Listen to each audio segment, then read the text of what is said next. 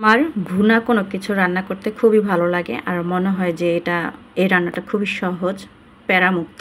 তাই আজকে শোল মাছ আলু মিক্স করে ভুনা করব। আসসালামু আলাইকুম, আইদিস কিচেন হাউসে আপনাদের স্বাগত জানাই। যে বাজারে আমার ভিডিওটি দেখছেন আশা করছি আলহামদুলিল্লাহ ভালো আছেন, আমরাও আলহামদুলিল্লাহ ভালো আছি। তো বলে নিয়েছি যে শোল মাছ দিয়ে আলু ভুনা করব। তো আলুটা আমি অফ ক্যামেরায় ভেজে নিয়েছিলাম আর তারপর শোল মাছটাও ভেজে নিয়েছি, কিন্তু একটু ভিডিও রেখে দিয়েছি আর কি।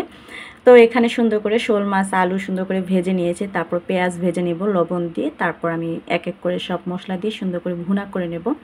আপনারা যারা শোল মাছ খান তারা অবশ্যই এরকম করে ছোট করে আলুর মতো কিউব করে শোল মাছটা, তারপর আলুটাও আলুর মতো কিউব করে কেটে সুন্দর করে ভেজে এরকম করে ভুনা করে খাবেন, দেখবেন শোল মাছটার ফ্যান্ড হয়ে যাবেন। অনেকে শোল মাছ খায় না, এর জন্য বলা আর কি। তো এখানে আমি আদা রসুন দিয়ে খুব সুন্দর করে ভেজে নিচ্ছিলাম, তারপর পানি দিয়ে দিলাম হালকা সুন্দর করে মশলাটা কষানোর জন্য। যেহেতু আমার সব কিছুই কুক করা, মানে মাছটাও ভাজা সাথে আলুটাও সিদ্ধ করা, মানে আলুটা সুন্দর করে ভেজেছি যাতে সিদ্ধ হয়ে যায়। শুধু এখন মশলাটা কষিয়ে তারপর আমার মিক্স করা হয়ে যাবে। এর জন্যই বললাম আমার ভুনা রান্নাটা খুবই সিম্পল লাগে, যেমন ডিম ভুনা, ডাল ভুনা, মাছ ভুনা, এগুলো খুব তাড়াতাড়ি জলদিও হয়ে যায় আর বেশ একটা প্যারা নিতে হয় না।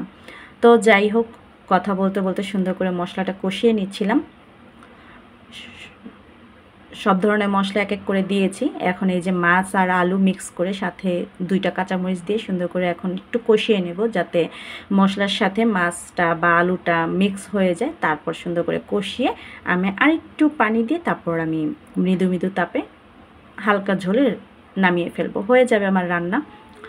তো ভুনা খাবারটা খুবই ভালো লাগে আর এই জিনিসটা খুবই লোভনীয় হয়। ভুনা খাবারটা অনেকে পছন্দ করে থাকেন, তো এভাবে রান্না করে খাবেন, দেখবেন ভালো লাগবে। আমি ফেসবুকের ভিডিওতে অনেকে দেখি শোল মাছ খুব সুন্দর করে রান্না করে, কিন্তু মাছ যেভাবে পিস করা হয় সেভাবেই রান্না করে। তো আমার কখনো মনে পড়ে না যে আমি শোল মাছ পিস করে রান্না করেছি, কারণ আমার হাজব্যান্ড বলে কি যে শোল মাছে যদি সুন্দর করে মশলা না ঢুকে বা কড়া করে ভাজা না হয় শোল মাছ খেতে নাকি ভালো লাগে না তার কাছে আর কি। তো যাই হোক, আমি আমার হাজব্যান্ডের কথা বললাম। তো এই যে আমার রান্না কথা বলতে বলতে হয়ে গিয়েছে, এখন একটু লাড়াচাড়া দিয়ে নুনটা চেক করে তারপর একটু জিরা গুঁড়া অ্যাড করে আমি নামিয়ে ফেলবো। আমি কিন্তু আবার সব ভুনাতে তরকারিতে জিরা গুঁড়াটা দেওয়া পছন্দ করি, কারণ আমার জিরা গুঁড়ার ফ্লেভারটা খুবই ভালো লাগে আর মনে হয় যে রান্নার স্বাদ আরও দ্বিগুণ হয়ে গেল।